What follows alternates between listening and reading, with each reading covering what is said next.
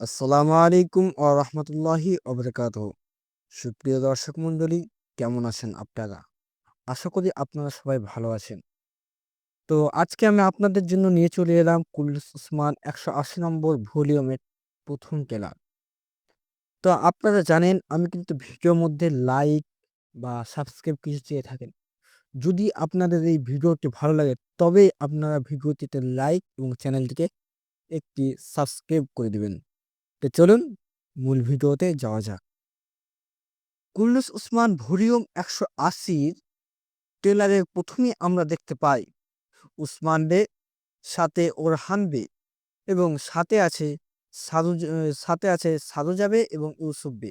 তারা কিন্তু একটি ধোঁয়ার মধ্যে থেকে বেরিয়ে আসছে হেঁটে এবং বলছে, "এখন সেই সব ভূমি হবে তাদের কবর, যারা আমাদের সাথে বিশ্বাসঘাতকতা করে বিতাড়িত করেছে।" এইখানে যে কথাটা বলল, এটাতে কিন্তু ইলবে, বেগম খাতুন যত বিশ্বাসঘাতক আছে ওদেরকে বলছে ওদের কি কবর হবে।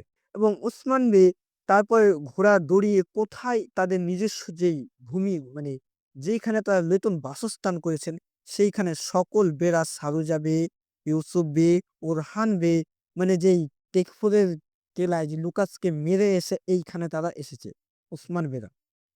তারপর বলছে তুর্কিদের পদধ্বনি কেঁপে ওঠে।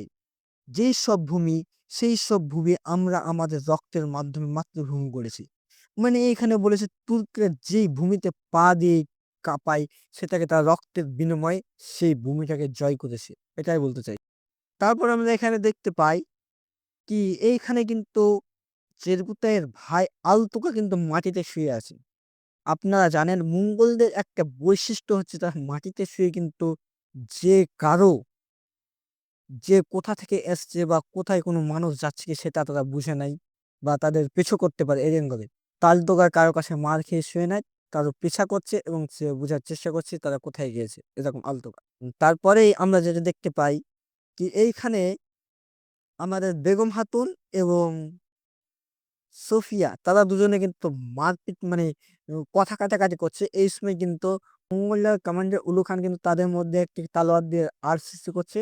মানে যেমন বক্সিং এর ফাইটিং এলে রেফারি একটু কাজ করে, সেরকম কাজ করছে কিন্তু উলু খান। উলু খান তাদেরকে বাধা দিচ্ছে। তারপর আমরা এখানে দেখতে পাই যে উসমান বে কিছু বলে তারপর একটি আগুনের তীর নিয়ে কিন্তু একটা জায়গায় আঘাত করে এবং সেটি আর কোনো জায়গা নাই। সে যে জায়গাতে তীরটি মেরেছে আগুনের তীর সেটিও হচ্ছে সবুজ।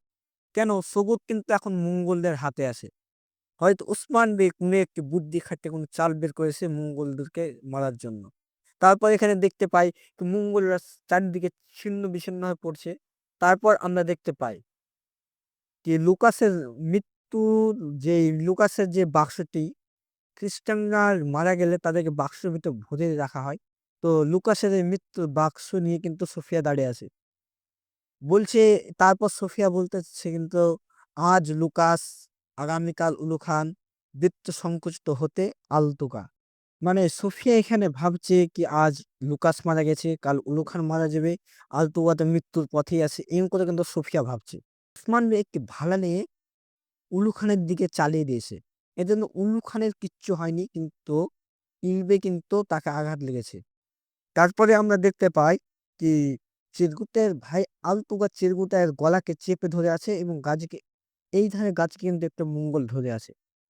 তারপরে আমরা এখানে দেখতে পাই যে ফাতেমা খাতুন চিরকুটায়ের বিয়ের স্ত্রীকে সান্ত্বনা আছে যে তোমার মনের মধ্যে খারাপ চিন্তা প্রবেশ করতে দিও না। তাদের কিচ্ছু হবে না। মানে এখানে ফাতেমা খাতুন চিরকুটায়ের স্ত্রীকে সান্ত্বনা দিচ্ছে কি তাদের কিচ্ছু হবে না, তারা ফিরে আসবে, তারা মারা যাবে না। মানে বলছে আমার বাবা তাদেরকে নিশ্চয়ই বাঁচিয়ে নিয়ে আসবে। তারপর আমরা এখানে দেখতে পাই কি গঞ্জা খাতুন, আরো কিছু আল্প এবং হলফিরা খাতুন। পরে দেখতে পাই কিন্তু চিরকুটায়ের বুকে কিন্তু একদম নিষ্ঠুরভাবে একটি চাকু কিন্তু ঢুকিয়ে দিল আলতুগা এবং গাজী কিন্তু চেঁচাচ্ছে বাবা, বাবা করে। তারপরে আমরা এখানে দেখতে পাই যে উসমান বে ঘোড়াদৌড়ে কোথা থেকে আসছে এবং মঙ্গোলরা সকল তুর্কিদেরকে বন্দী বানিয়ে কোথাও নিয়ে যাচ্ছে। আর এখানে বলছে, "এখন আমাদের লক্ষ্য পরিষ্কার। আমরা আমাদের রাষ্ট্রের ওপরের অন্ধকার মেঘ সরিয়ে ফেলব।" আমরা সবুত নিব এবং প্রতিশোধ নিব। এইখানে ওসমান বে মানে বলছে যে আমরা এই অন্ধকারকে সরিয়ে দেব, আমরা মঙ্গোলদেরকে যত কাটা আছে তাদেরকে সরিয়ে দেব এবং সগুতটাও নিব এবং আমরা তাদের প্রতিশোধে নিব। ওসমান বে কিন্তু সগুত আক্রমণ করেছে। অলরেডি কিন্তু বালা খাতুন এবং সোফিয়ার কিন্তু ফাইট লেগে গেছে এবং বালা খাতুন আর সোফিয়ার ফাইটের মধ্যে কিন্তু যখন সোফিয়া হেরে যাব অবস্থা, তখন কিন্তু সে হালিমা বা পয়েনা এর কিন্তু ইস্তেমাল করে কিন্তু সোফিয়া কিন্তু তার গলায় চাকু ধরে বালা খাতুনকে তার অস্ত্র ফেলে দিয়েছে এবং বালা খাতুনকে ধরে নিচ্ছে। ইতিমধ্যে কিন্তু বেগম খাতুন এসে বলছে, "তুমি বড় শিকার ধরেছ সোফিয়া। আমি আমার বসতি, আমার জনগণ তাদের সকলকে ফিরে পেতে সক্ষম হব।" এখানে কিন্তু বেগম খাতুন কিন্তু এখনো বালা খাতুনকে মারার চিন্তায় আছে। তারপরে আমরা এখানে দেখতে পাই কি শুরুতে কিন্তু যে লড়াই চলছে এখনো কিন্তু থামেনি। সেই লড়াই চলছে এবং মঙ্গোলরা কিন্তু এই বালা খাতুনকে কিন্তু তাদের কবিলায় ধরে নিয়ে এসে বন্দি করে রেখেছে। এবং এখানে ওসমান বে এবং বালা খাতুনের একটি সিন দেখতে পাওয়া যায়, তারা একে অপরকে জড়িয়ে ধরে কাঁদছে এবং বলছে, "কিন্তু এখনো আমাদের ভালোবাসা নিতে পারবে না বেগম।"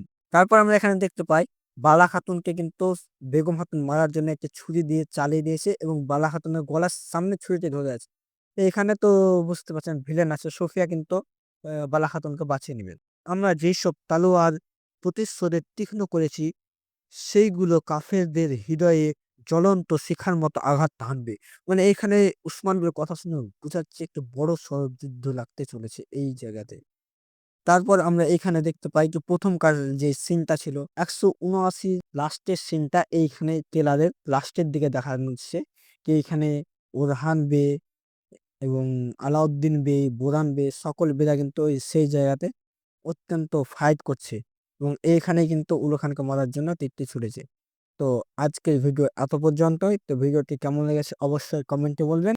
ভিডিওটিতে একটি লাইক এবং চ্যানেলটিকে সাবস্ক্রাইব করে দিবেন এবং ১৭৯ ভলিউমটা আপনাদের কাছে কেমন লেগেছে অবশ্যই বলবেন। আসসালামু আলাইকুম ওয়া রাহমাতুল্লাহি ওয়া বারাকাতুহু।